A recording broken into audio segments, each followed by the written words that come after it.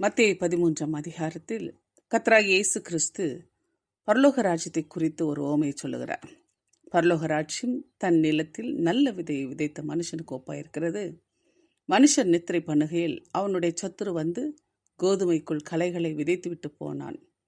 பயிரானது வளர்ந்து கதிர்விட்ட போது களைகளும் காணப்பட்டது.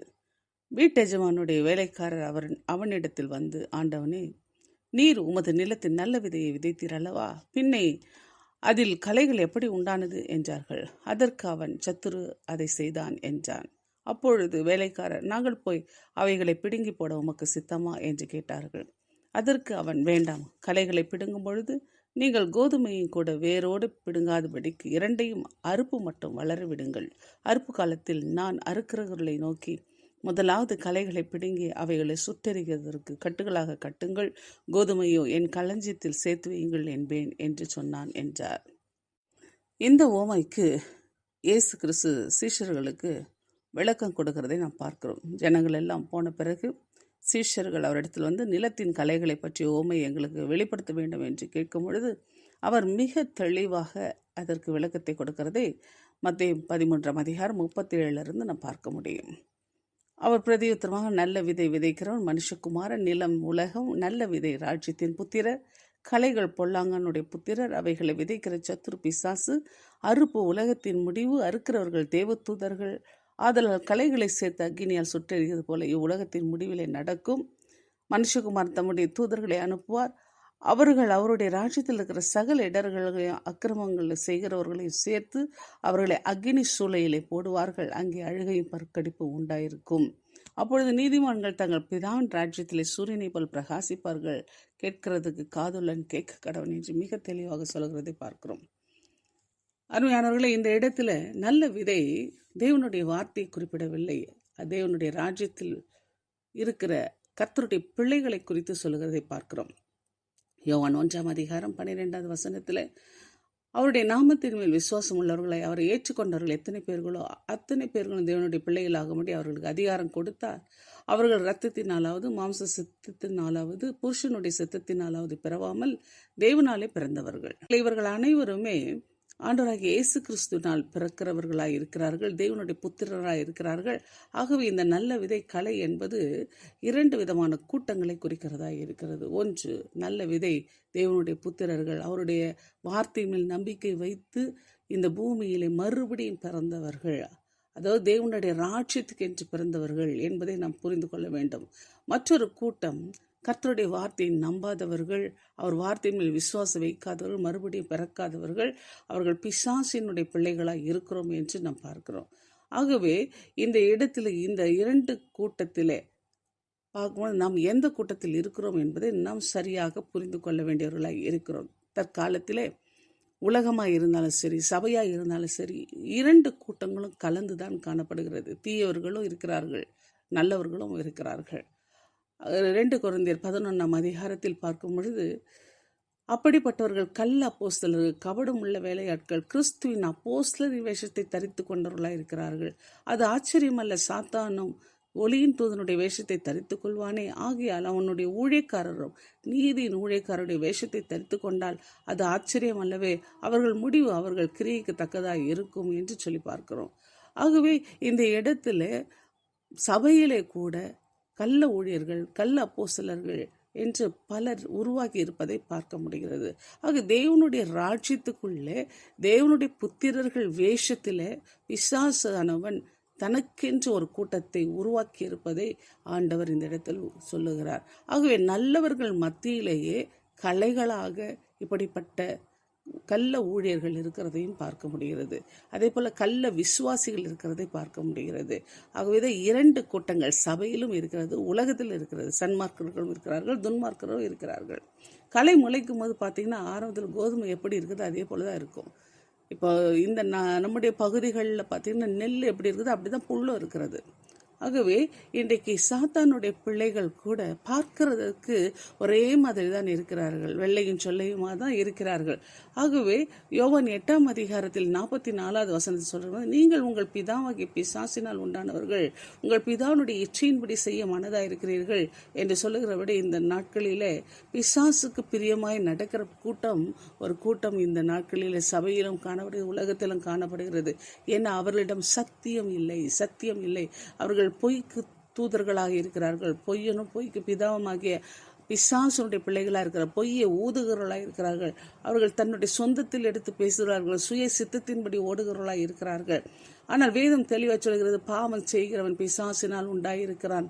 ஏனெனில் பிசாசன் ஆதி முதல் பாவம் செய்கிறான். பிசாசனுடைய கிரியைகளை அழிக்கும்படிக்கு தான் தேவனுடைய குமாரன் வெளிப்பட்டார் என்று சொல்லப்படுகிறார். பிசாசானவன் இந்த உலகத்தை தீய மனிதர்களை விதைக்கிறான், அவர்களுக்குள் பொய்யை விதைக்கிறான், பிசாசனுடைய தந்திரங்களை விதைக்கிறான், வேஷத்தை விதைக்கிறான்.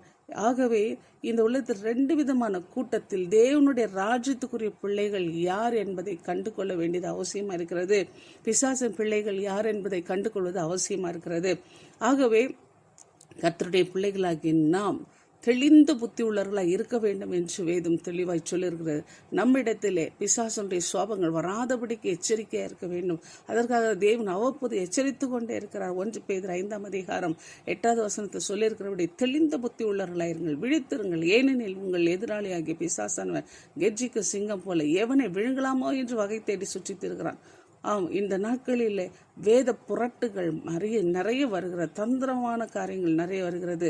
தங்களை கிரைத்து கொண்ட ஆண்டவரை மறுதளிக்கிற காரியங்கள் நிறைய வருகிறது. விசுவாசத்துக்கு எதிரான காரியங்கள் வருகிறது. தங்களுக்கு தீவிரமாய் அழிவை உண்டாக்கி கொள்ளத்தக்கதாக இந்த நாட்களில் மிகப்பெரிய காரியங்கள்லாம் நடந்து கொண்டிருக்கிறது. நம்ம கர்த்தராகிய இயேசு கிறிஸ்து சீக்கிரத்தில் வரப்போகிறான். மணவாளன் வரும்பொழுது நித்திரை மயக்கமாக இருக்கக்கூடாது. இப்படிப்பட்ட சூழ்நிலையினால மயங்கி இந்த உலகத்தின் மயக்கத்தில் நம்ம மயங்கி போகக்கூடாது. ஆக எச்சரிக்கையாக இருக்க வேண்டும் என்று வேதம் சொல்லுகிறது. ஒருவனும் தேவனுடைய கிருபை இழந்து போகாதபடி யாதொரு கசப்பான வேர் முளைத்தெழுமி கலக்கம் உண்டாகிறதுனால் அநேகர் தீட்டுப்படாதபடிக்கு என்று வேதம் நம்ம எச்சரிக்கிறது. எபிரேயர்ல சொல்லியிருக்கிற மாதிரி நாம் இந்த உலகத்தால் தீட்டுப்படக்கூடாது, இந்த உலகத்துடைய கசப்பான வேர் நமக்குள் வரக்கூடாது.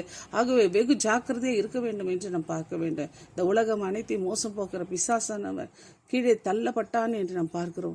ஆகவே அவன் குற்றம் சாட்டுகிறவன். இன்றைக்கு உலகத்தில் இருக்கிற ஒவ்வொருவரையும் கொஞ்ச காலம் மாத்திரம் உண்டென்று அறிந்து மிக வஞ்சிக்கத்தக்கதான சில சூழ்நிலைகளை உருவாக்கி கொண்டிருக்கிறார்.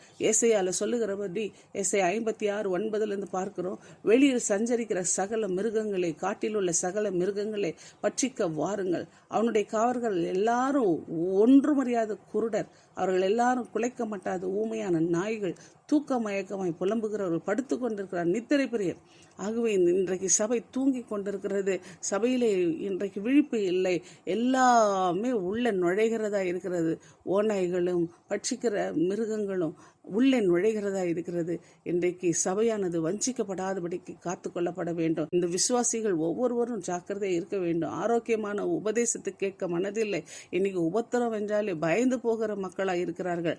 செழிப்பான உபதேசம், கிருபையின் உபதேசம், இதற்கு செவி கொடுக்கிறவர்களாக இருக்கிறார்கள். இன்னைக்கு ஆரோக்கியமான உபதேசம், ரட்சிக்கிற ஏதுவான உபதேசம், ஆத்துமாவை ரட்சிப்புக்கு ஏதுவாக நடத்துகிற உபதேசங்களுக்கு செவியை சாய்க்க மனதில்லாமல் அதற்கு அவர்கள் செவித்தினவர்களாகி தங்கள் சுயேச்சைக்கு ஏற்ற போதகர்களை உண்டாக்கி கொண்டிருக்கிறார்கள்.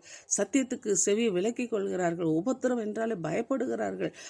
அருமையானவர்களை, இந்த உபத்திரத்தை குறித்த சரியான உபதேசங்களை பெற்றுக்கொள்ள அவர்கள் மனதில்லை. இந்த நாட்களிலே சபையில் காணப்படுகிற பிள்ளைகள் கூட கலைகள் விதைக்கப்படுகிறதை உணராமல் இருக்கிறார்கள், விழிப்பில்லாமல் இருக்கிறார்கள். ஏனென்றால் ஆரோக்கியமான உபதேசம் என்று அவர்கள் எண்ணி எல்லா உபதேசங்களிலும் தங்களுடைய செவிகளை சாய்த்து கொண்டு அதை கேட்பதற்கு தங்கள் செவிகளை தின உள்ளவர்களாக மாற்றிக்கொண்டிருக்கிறார்கள். சுய இச்சைக்கேற்ற போதகர்களை திரளாக சேர்த்து கொண்டிருக்கிறார்கள். சத்தியத்துக்கு செவி விலக்கிவிட்டு கட்டுக்கதைகளுக்கு சாய்ந்து போகிற காலமாக இது இருக்கிறது. ஆனால் நாம் மன தெளிவுள்ளவர்களாக இருக்க வேண்டும் என்று தேவன் எச்சரிக்கிறார். இன்றைக்கு தேவனுடைய புத்திரர்கள் மத்தியிலே கலைகள் காணப்படுகிறது. நல்ல உபதேசங்கள் ஜனங்கள் மத்தியில் கெட்ட உபதேசங்கள் வருகிறது. இந்த பரலோக ராஜ்யத்துக்கு ஏற்ற உபதேசங்களை அவர்கள் உபதேசிக்காமல் இந்த உலகத்தினுடைய ஆசீர்வாதங்களை குறித்த உபதேசங்களை உபதேசிக்கிறதுனால அதற்கு அவர்கள் மயங்கி போகிற காலமாக இருக்கிறது. இந்த ஆத்தும ரட்சிப்புக்கேற்ற உபதேசங்களை இன்றைக்கு சபைகளிலே காணப்படாததுனாலே ஜனங்கள் வஞ்சிக்கப்பட்டு போகிறார்கள். பாருங்க, தியத்ரா சபைக்கு வெளிப்படுத்தின விசேஷத்தில் சொல்லும் பொழுது, உன் பேரில் எனக்கு ஒரு குறை உண்டு. இன்றைக்கு சபை மேலே ஆண்டவருக்கு ஒரு குறை இருக்கிறது. இன்றைக்கு இயேசபேலினுடைய உபதேசங்கள், பிள்ளையாம் உபதேசங்கள், நிக்கோலாய் மதஸ்தனுடைய உபதேசங்கள், இப்படி பெர்கமு சபையில், தியத்ரா சபையில் ஆண்டவர் சொல்றார், இப்படிப்பட்ட உபதேசங்கள் விக்கிரகத்தின் பின்னாடி போகிறது. அதே போல உலகத்தோடு ஒத்து போகிற காரியங்கள், எல்லாவற்றுக்கும் மயங்கி தெரிகிற காரியங்கள், இதெல்லாம் சபையில் மிக எளிதாக நுழைந்து விட்டிருக்கிறதை நாம் பார்க்க முடிகிறது. வெகு ஜாக்கிரதையாக இருக்க வேண்டியவர்களாக இருக்கிறோம்.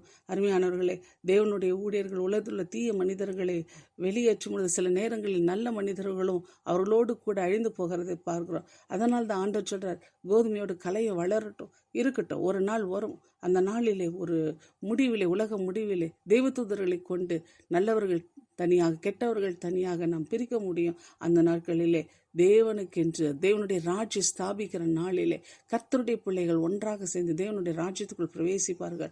ஆனால் கலைகள் அழியாத நெருப்புக்கு இரையாக வைக்கப்படுவார்கள் என்று பார்க்கிறோம். சீக்கிரத்தில் தேவனுடைய ராஜ்யம் ஸ்தாபிக்கப்பட போகிறது. இந்த பூமி முழுவதும் இயேசு கிறிஸ்துவினுடைய ராஜ்யம் வரப்போகிறது.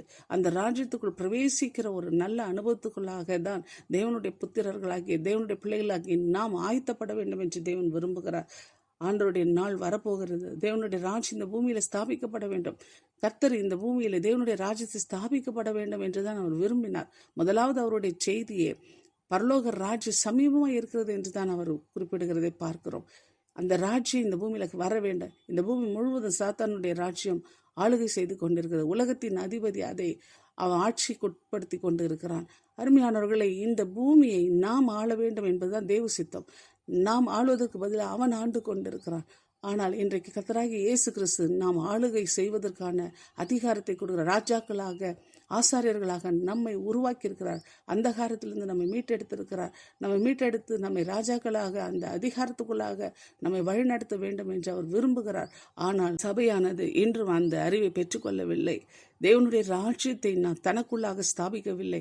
இதோ தேவனுடைய ராஜ்யம் அங்க இருக்கு இங்க இருக்கு என்று சொல்லி ஏமாற்றுகிற கள்ள புரட்டர்கள் மத்தியிலே தேவனுடைய ராஜ்யம் நம்முடைய உள்ளத்தில் இருக்கிறது என்பதை புரிந்து கொள்ளாத அநேக விசுவாசிகள் இருக்கிறதை பார்க்கிறோம். அருமையானவர்களை, தேவனுடைய புத்திரர்கள் நமக்குள்ளாக தேவனுடைய ராஜ்யம் ஸ்தாபிக்கப்பட்டிருப்பதை புரிந்து கொள்ள வேண்டும். நமக்குள்ளாக தான் இயேசு கிறிஸ்து வாழ்கிறார் என்பதை புரிந்து கொள்ள வேண்டும். அந்த சத்திய அருமையானவர்களே, நம்மை ராஜாக்களாக, ஆசாரியர்களை அழைத்ததனுடைய நோக்கம் என்னவென்றால், இந்த பூமியிலே நமக்கு ராஜரீகம் என்பது பிசாசுகளின் மேலும், பிசாசின் தந்திரங்களின் மேலும், அசுத்த ஆவிகள் மேல்தான் நமக்கு ராஜரீகம். அவைகளை ஜெயம் எடுப்பதற்கு தான் கர்த்தர் இந்த ராஜாக்கள் என்ற உரிமை கொடுத்திருக்கிறார். ஆசாரியன் என்ற உரிமை என்பது நாம் கர்த்தருக்கு என்று ஆத்துமாக்களை ஆதாயப்படுத்துகிற ஒரு காரியம். நம்மை சுத்திகரித்து கொண்டு மற்றவர்களை சுத்திகரிக்கிற ஒரு ஆசாரியனைப் போல நாம் செயல்பட வேண்டும் என்பது தேவனுடைய சித்தம். ஆகவே பரலோக ராஜ்யத்தினுடைய புத்திரர்களாகி நாம் செய்ய வேண்டிய காரியங்களை சரியாக செய்ய வேண்டும் என ஆண்டவர் இயேசு கிறிஸ்து விரும்புகிறார். இந்த விஷயத்தில் நாம் கவனமாய் இருக்க வேண்டும். இயேசு கிறிஸ்து வரும்பொழுதுதான் அவரோடு கூட நாம் ஆளுகை செய்கிற அந்த 1000 வருஷ அரசாட்சியை தேவன் நமக்கு அனுமதித்திருக்கிறார். இப்பொழுது இந்த பூமியிலே ராஜரீகம் என்பது, பரலோக ராஜ்யம் என்பது நமக்குள்ளே ஸ்தாபிக்கப்பட்டு இயேசு கிறிஸ்து நமக்குள்ளே வாழ்ந்து அவர் இந்த உலகத்தை ஜெயித்தது போல நாமும் இந்த உலகம் என்கிற பிசாசுடைய இச்சைகளை நாம் ஜெயம் எடுக்க வேண்டும் என்று ஆண்டவர் விரும்புகிறார். ஆகவே பரலோக ராஜ்யத்தினுடைய புத்தர்களாகி நாம் கவனமாக இருக்க வேண்டியது அவசியம். நம் மத்தியில் விதைக்கப்படுகிற கலைகளை எதிர்த்து நிற்க வேண்டும். கலைகளை நாம் ஜெயம் எடுக்க வேண்டும் என்பதுதான் தேவனுடைய சித்தமாக இருக்கிறது. ஒரு நாள் ஆளுகை செய்ய போகிறார். அந்த ஆளுகையில் நாம் வர வேண்டுமான்றால் இந்த நாளிலே, இந்த நிமிஷத்தில் நம்முடைய உள்ளத்தில் தேவனுக்கு இடம் கொடுக்க வேண்டும். தேவனுடைய ஆவியானவருக்கு இடம் கொடுக்க வேண்டும். அப்படி இடம் கொடுக்கிறவர்கள் தான் அந்த நாளிலே, கர்த்தருடைய நாளிலே அவருடைய ராஜ்யத்துக்குள்ள பிரவேசிக்கிற பாக்கியத்தை பெற்றுக்கொள்ள முடியும். ஒரு கல் இந்த பூமி முழுவதையும் நிரப்ப முடியும் என்று நம் வேதத்தில் தானியேல் புஸ்தகத்தில் பார்க்கிறோம். அந்த இரும்பு, களிமண்ணும், வெண்கலம், வெள்ளியும், பொண்ணு ஏகமாய் நொறுங்குண்டு கடைசில ஒரு கல், அந்த தள்ளப்பட்ட கல், மூளைக்கல்லாகி இயேசு கிறிஸ்து இந்த பூமி முழுவதை நிரப்புகிறதை பார்க்கிறோம். அந்த கல் பெரிய பர்வதமாகி பூமி எல்லாம் நிரப்பும் பொழுது அவரே இந்த பூமியை ஆளுகை செய்கிறார். எல்லா ராஜ்யங்களும் ஒழிந்து போகும். இந்த உலகத்தின் ராஜ்யங்கள் ஒழிந்து போகும். சாத்தானுடைய ராஜ்யம் ஒழிந்து போகும். கர்த்தருடைய ராஜ்யம் ஒரு நாள் எழும்பும். அந்த ராஜ்யத்துக்குள் நாம் பிரவேசிப்பதற்கு இப்பொழுதே பரலோக ராஜ்யம் நமக்குள் இருந்தால் மாத்திரம்தான் நாம் தேவனுடைய ராஜ்யத்துக்குள் பிரவேசிக்கணும். அறையில் ஆடாதவன் அம்பலத்தில் ஆட முடியாது. இப்பொழுது நம்முடைய உள்ளத்தில் தேவனுடைய ராஜ்யத்தை கொண்டு வராமல் தேவனுடைய ராஜ்யம் இந்த உலகத்தில் வரும் பொழுது அவருடைய ஆளுகைக்குள்ளே நாம் வர முடியாது என்பதை சரியாக புரிந்து கொள்ள வேண்டும். வெளிப்படுத்தின விசேஷம் 11ஆம் அதிகாரம் 15வது வசனத்தில் 7ஆம் தூதன் எக்காலம் ஊதினான். அப்பொழுது உலகத்தின் ராஜ்யங்கள் நம்முடைய கர்த்தருக்கும் அவருடைய கிறிஸ்துவுக்கும் உரிய ராஜ்யங்கள் ஆயின. அவர் சதா காலங்களில் ராஜ்யபாரம் பண்ணுவார் என்னும் கம்பீர சத்தங்கள் வானத்தில் உண்டாயின என்று பார்க்கிறோம். அருமையானவர்கள், இயேசு கிறிஸ்து தன்னுடைய பிள்ளைகளை ஆளுகிற நாள் வரும். இந்த பூமியில நீதியாய் நடக்கிற பிள்ளைகள் அவருடைய ராஜ்யத்துக்குள் பிரவேசிப்பார்கள். இந்த 7ஆம் எக்காலம், 7ஆம் தூதனுடைய எக்காலம் கடைசியாக இந்த உலகத்தின் உபத்திரத்தின் முடிவிலே உலகத்தின் ராஜ்யங்கள் கர்த்தருக்கு உட்படுகிற காலத்தில் வரும். அப்பொழுதுதான் நடுவானத்திலே மத்திய ஆகாயத்திலே கர்த்தராகிய இயேசு கிறிஸ்து வெளிப்படுவார். இந்த புறஜாதிகளை வெட்டும்படிக்கு அவருடைய வாயின் கூர்மையான பட்டயத்தினாலே இருப்பு கோலாலே அவர்களை அரசாழ்வார் என்று வெளிப்படுத்தல் 19ஆம் அதிகாரத்தில் கூறப்பட்டபடி அவர் ராஜாதி ராஜாவாக கர்த்தாதி கர்த்தாவாக அவர் இந்த பூமியில் வெளிப்படுகிற நாள் சீக்கிரத்தில் வரப்போகிறது. அருமையானவர்களே, அந்த நாளிலே கர்த்தருடைய ராஜ்யத்திலே நாம் ஆளுகை செய்கிறவர்களாய் மாற வேண்டும். நாம் அடிபட்டு உதைப்பட்டு மிதிப்பட்டு போகிறவர்களாய் அல்லாதபடிக்கு இந்த நாளிலே தேவனுடைய புத்திரர்களாக இந்த பூமியிலே நாம் வாழ நம்ம ஒப்பு கொடுப்போம். சத்தியத்தை சரியாக புரிந்து கொண்டு நடக்க ஒப்பு கொடுப்போம். அவருடைய ராஜ்யத்தின் புத்திரராக வாழ ஒப்பு கொடுப்போம். அவருடைய ராஜ்யத்தை நம்முடைய உள்ளத்தில் பெற்றோர்களாக வாழ ஒப்பு கொடுப்போம். இது கலைகளாக அல்ல, பிசாசுடைய காரியத்துக்கு செவி கொடுக்கலாய் அல்ல, தேவனுடைய அந்த சத்தத்துக்கு செவி கொடுக்கிற பிள்ளைகளாக நம்ம ஒப்பு கொடுப்போம். கர்த்தர் தாமே நம்மை ஆளுகை செய்வாராக. ஆமென்.